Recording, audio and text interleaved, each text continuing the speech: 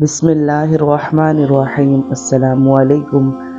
آج ہم سورۃ بقرہ کی آیت نمبر 186 سے شروع کریں گے۔ وَإِذَا سَأَلَكَ عِبَادِي أَنِّي فَإِنِّي قَرِيبٌ أُجِيبُ دَعْوَةَ الدَّاعِ إِذَا دَعَانِي فَلْيَسْتَجِيبُوا لِي وَلْيُؤْمِنُوا بِي لَعَلَّهُمْ يَرْشُدُونَ۔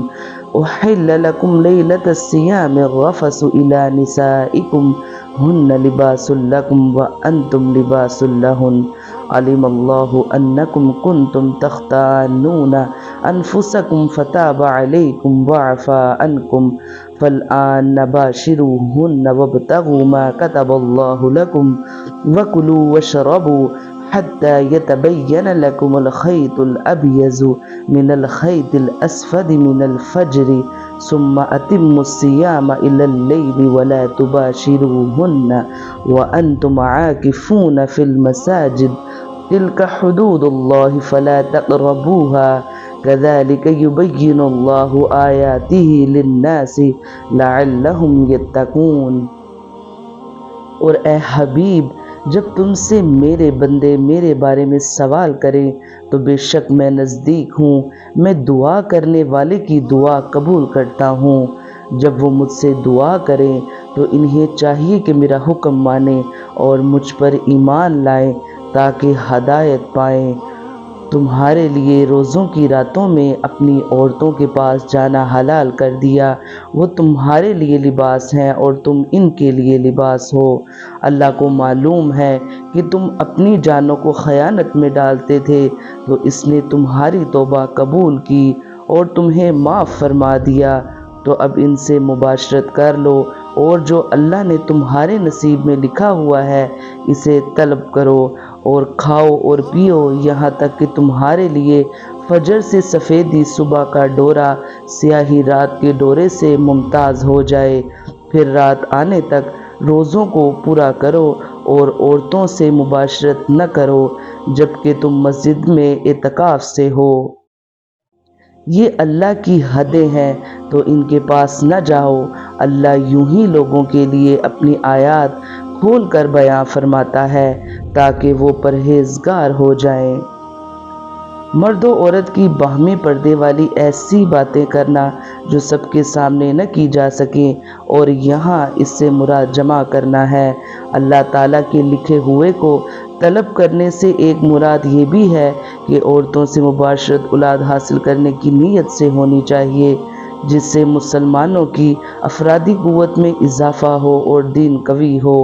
اس میں بیان ہے کہ رمضان کی راتوں میں روزے دار کے لیے بیوی سے مباشرت حلال ہے جبکہ وہ متعاقف نہ ہو، لیکن اعتکاف میں عورتوں سے میاں بیوی والے تعلقات حرام ہیں۔ وَلَا تَأْكُلُوا أَمْوَالَكُمْ بَيْنَكُمْ بِالْبَاطِلِ وَتُدْلُوا بِهَا إِلَّا الْحُكَّامِ لِتَأْكُلُوا فَرِيقًا مِّنْ أَمْوَالِ النَّاسِ بِالْإِثْمِ وَأَنْتُمْ تَعْلَمُونَ يَسْأَلُونَكَ عَنِ الْأَهِلَّةِ قُلْ هِيَ مَوَاقِيتُ لِلنَّاسِ وَالْحَجِّ وَلَيْسَ الْبِرُّ بِأَنْ تَأْتُوا الْبُيُوتَ مِنْ ظُهُورِهَا وَلَكِنَّ الْبِرَّ مَنِ اتَّقَىٰ وَأْتُوا الْبُيُوتَ مِنْ أَبْوَابِهَا وَاتَّقُوا اللَّهَ لَعَلَّكُمْ تُفْلِحُونَ۔ وَقَاتِلُوا فِي سَبِيلِ اللَّهِ الَّذِينَ يُقَاتِلُونَكُمْ وَلَا تَعْتَدُوا إِنَّ اللَّهَ لَا يُحِبُّ الْمُعْتَدِينَ وَاقْتُلُوهُمْ حَيْثُ ثَقِفْتُمُوهُمْ وَأَخْرِجُوهُمْ مِنْ حَيْثُ أَخْرَجُوكُمْ وَالْفِتْنَةُ أَشَدُّ مِنَ الْقَتْلِ وَلَا تُقَاتِلُوهُمْ عِندَ الْمَسْجِدِ الْحَرَامِ حَتَّى يُقَاتِلُوكُمْ فِيهِ فَإِنْ قَاتَلُوكُمْ فَاقْتُلُوهُمْ كَذَلِكَ جَزَاءُ الْكَافِرِينَ۔ اور آپس میں ایک دوسرے کا مال ناحق نہ کھاؤ اور نہ حاکموں کے پاس ان کا مقدمہ اسی لیے پہنچاؤ کہ لوگوں کا کچھ مال ناجائز طور پر جان بوجھ کر کھاؤ۔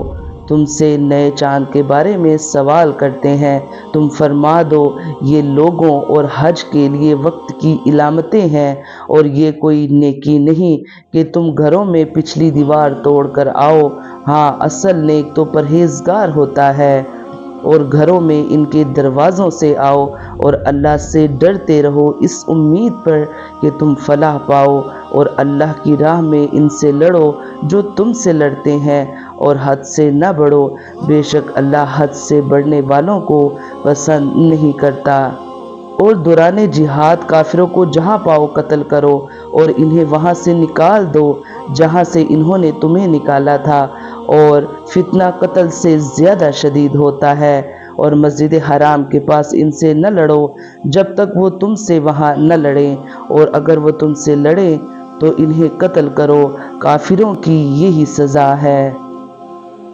ناجائز فائدے کے لیے کسی پر مقدمہ بنانا اور اس کو حکام تک لے جانا جائز و حرام ہے۔ اسی طرح اپنے فائدے کی خاطر دوسرے کو ضرر پہنچانے کے لیے حکام پر اثر ڈالنا، رشوتیں دینا حرام ہے۔ حکام تک رسائی رکھنے والے لوگ اس آیت کے حکم کو پیش نظر رکھیں۔ نئے ماہ کی پہلی دوسری رات کو چاند کو حلال کہتے ہیں۔ یہ آیت زمانہ جاہلیت کی ایک رسم سے متعلق نازل ہوئی۔ اس سے معلوم ہوا کہ کسی چیز کو ممانعت کے بغیر ناجائز سمجھنا جاہلانہ کام ہے۔ اپنی طرف سے غلط قسم کی رسمیں بنا لینا اور پابندیاں لگا لینا جائز نہیں۔ بہت سے کام ویسے جائز ہوتے ہیں لیکن اپنی طرف سے شرعاً ضروری سمجھ لینے سے وہ خلاف شریعت ہو جاتے ہیں۔ یہاں دوران جہاد کافروں کو قتل کرنے کی بات ہو رہی ہے۔ یہ حکم نہیں کہ امن ہو یا جنگ، صلح ہو یا لڑائی، ہر حال میں انہیں قتل کرو۔ فَإِنِ انْتَهَوْا فَإِنَّ اللَّهَ غَفُورٌ رَحِيمٌ وَقَاتِلُوهُمْ حَتَّى لَا تَكُونَ فِتْنَةٌ وَيَكُونَ الدِّينُ لِلَّهِ فَإِنِ انْتَهَوْا فَلَا عُدْوَانَ إِلَّا عَلَى الظَّالِمِينَ الشَّهْرُ الْحَرَامُ بِالشَّهْرِ الْحَرَامِ وَالْحُرُمَاتُ قِصَاصٌ فَمَنِ اعْتَدَى عَلَيْكُمْ فَاعْتَدُوا عَلَيْهِ بِمِثْلِ مَا اعْتَدَى عَلَيْكُمْ وَاتَّقُوا اللَّهَ وَاعْلَمُوا أَنَّ اللَّهَ مَعَ الْمُتَّقِينَ وَأَنْفِقُوا فِي سَبِيلِ اللَّهِ وَلَا تُلْقُوا بِأَيْدِيكُمْ إِلَى التَّهْلُكَةِ وَأَحْسِنُوا إِنَّ اللَّهَ يُحِبُّ الْمُحْسِنِينَ۔ پھر اگر وہ باز آ جائیں تو بے شک اللہ بخشنے والا مہربان ہے، اور ان سے لڑتے رہو یہاں تک کہ کوئی فتنہ نہ رہے اور عبادت اللہ کے لیے ہو جائے۔ پھر اگر وہ باز آ جائیں تو صرف ظالموں پر سختی کی سزا باقی رہ جاتی ہے۔ ادب والے مہینے کے بدلے ادب والا مہینہ ہے، اور تمام ادب والی چیزوں کا بدلہ ہے۔ تو جو تم پر زیادتی کرے اس پر اتنی ہی زیادتی کرو جتنی اس نے تم پر زیادتی کی ہے، اور اللہ سے ڈرتے رہو اور جان رکھو کہ اللہ ڈرنے والوں کے ساتھ ہے۔ اور اللہ کی راہ میں خرچ کرو اور اپنے ہاتھوں خود کو ہلاکت میں نہ ڈالو، اور نیکی کرو، بے شک اللہ نیکی کرنے والوں سے محبت کرتا ہے۔ حرم کی حدود میں مسلمانوں کو لڑنے سے منع کر دیا گیا ہے کیونکہ یہ حرم کی حرمت کے خلاف ہے، لیکن اگر کفار ہی وہاں مسلمانوں سے جنگ کی ابتدا کریں تو انہیں جواب دینے کے لیے وہاں پر بھی ان سے لڑنے اور انہیں قتل کرنے کی اجازت ہے۔ یہاں فتنہ سے شرک مراد ہے۔ دین اسلام کے اعلیٰ اخلاق، پاکیزہ کردار اور ظلم سے باز رہنے کا درس دینے کی بلندی دیکھیے کہ مچلتے جذبات، جذبہ انتقام کے جوش اور دشمن پر قبضہ حاصل ہوتے وقت بدلہ لینے میں مسلمانوں کو تقوی اور عدل و انصاف کا درس دیا جا رہا ہے اور زیادتی کرنے سے منع کیا جا رہا ہے۔ اللہ تعالی ہمیں قرآن پاک پڑھنے، اس پر عمل کرنے کی، اس کو سمجھنے کی توفیق عطا فرمائے۔ آمین یا رب العالمین۔